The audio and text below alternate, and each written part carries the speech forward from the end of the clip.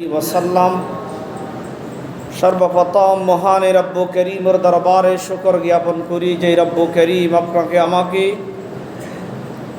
দুনিয়ার যাবতীয় কাজকর্ম থেকে ফারক করে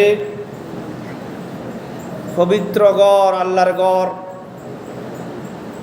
আল্লাহর দরবারে উপস্থিত হওয়ার সুযোগ করে দিয়েছেন, সেজন্য বলি আলহামদুলিল্লাহ।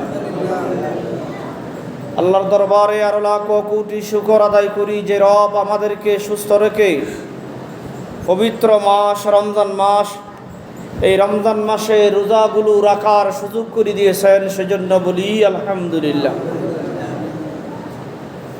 আমি আপনাদের সামনে পবিত্র কালামুল্লাহর একটি আয়াত তেলাওয়াত করেছি। আল্লাহ যদি তৌফিক দান করে অল্প কথা বলবো, যে কথাগুলো বলি আমলের নিয়তে শোনার এবং বলার তৌফিক আল্লাহ দান করুক, সবাই বলি আমিন। সম্মানিত হাজিরিন, সম্মানিত উপস্থিতি, রব্ব করিম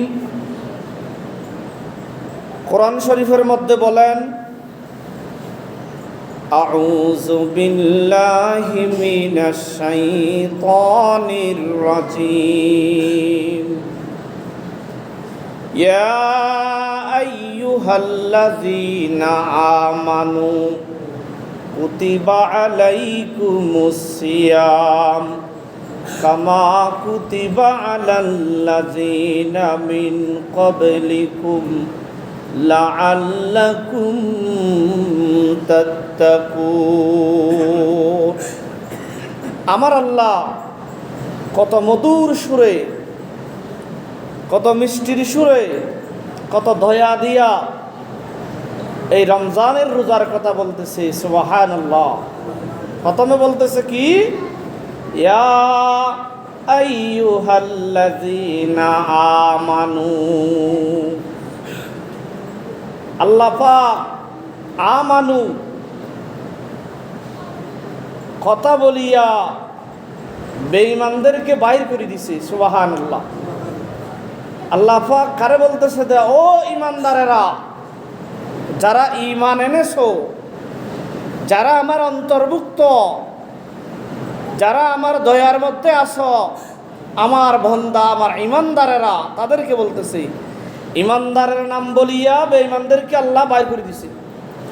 ইয়া আইয়ুহাল্লাযীনা আমানু কুতিবা আলাইকুমুস সিয়াম। তোমাদের উপরে সিয়াম, তোমাদের উপরে রমজানের রোজা আমি আল্লাহ ফরজ করে দিয়েছি। সুবহানাল্লাহ।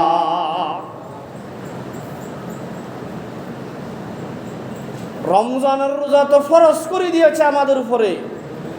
রব্ব করিম কত দয়া, আবার আমাদেরকে বলতেছে যে ও বান্দা, আমি আল্লাহ তোমাদেরকে এই রমজানের রোজা ফরজ করে দিয়েছি, তোমরা ভয় পাইও না, তোমরা মনে করিও না আমি আল্লাহ তোমাদের উপর জুলুম করতেছি, তোমাদের উপর অন্যায় করতেছি, সেটা তোমরা মনে করিও না।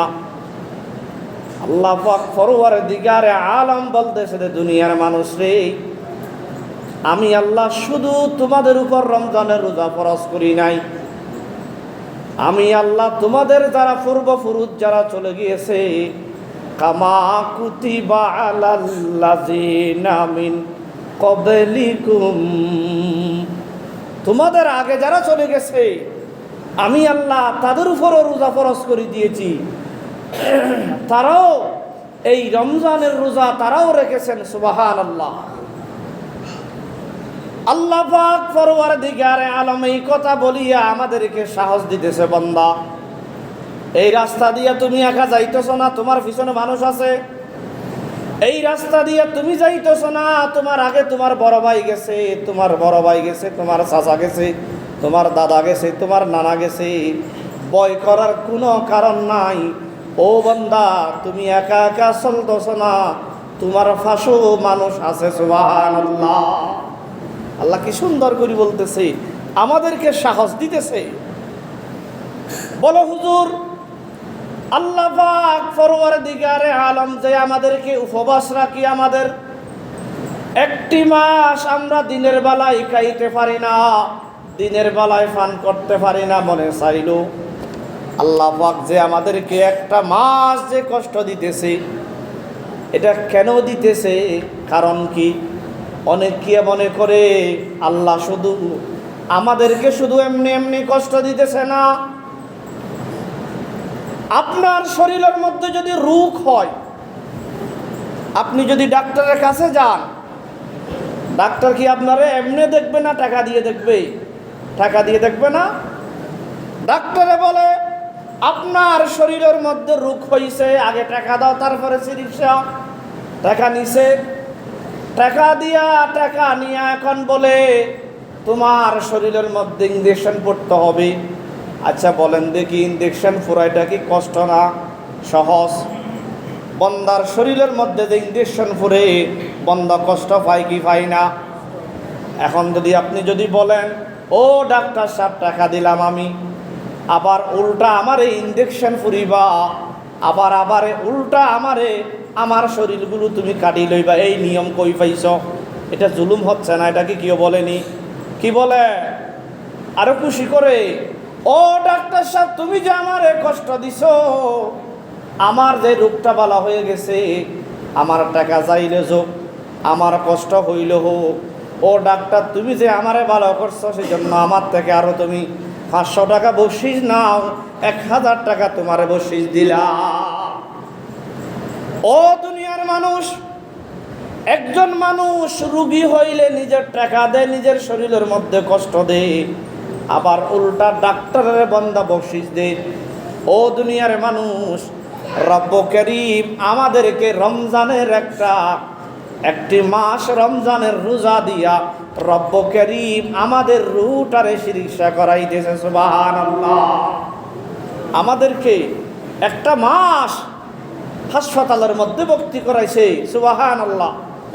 একজন মানুষ মেডিকেলের মধ্যে ভর্তি হইলে ঠিক মতো খাইতে পারেনি, একজন মানুষ মেডিকেলের মধ্যে ভর্তি হইলে ঘুম ঠিক মতো যাইতে পারেনি।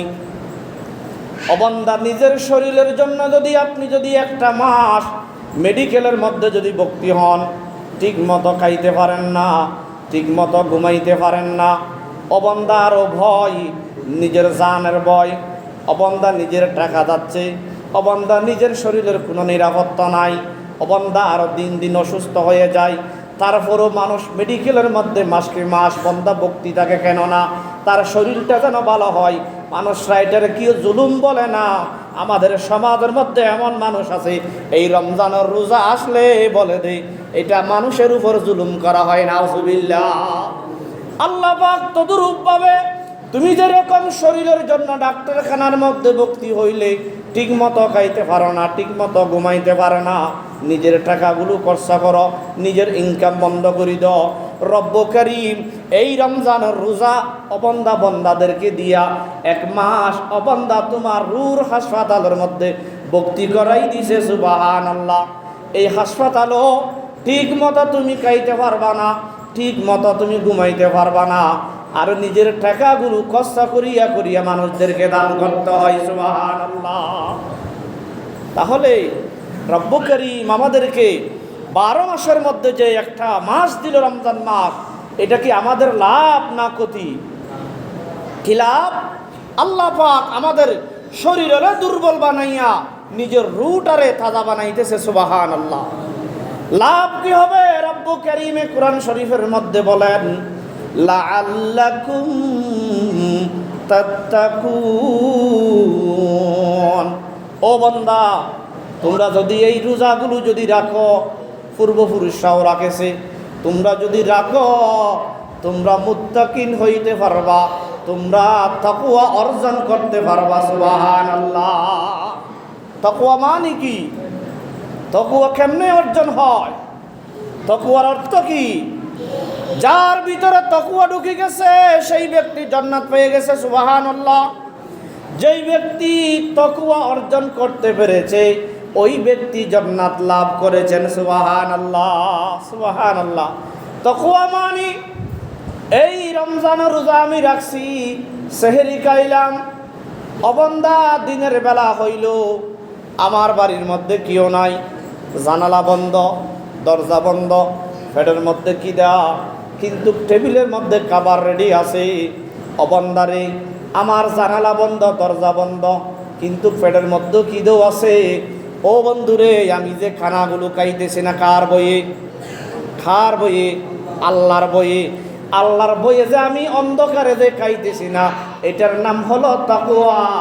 একটা মানুষ যদি এইভাবে একটা মাস যদি আল্লাহকে ভয় করিয়া যদি বান্দা একটা মাস যদি তাকওয়ার উপর থাকতে পারে, লাআল্লাকুম তাত্তাকুন, ওই ব্যক্তি তাকওয়া অর্জন করতে পারে। সুবহানাল্লাহ।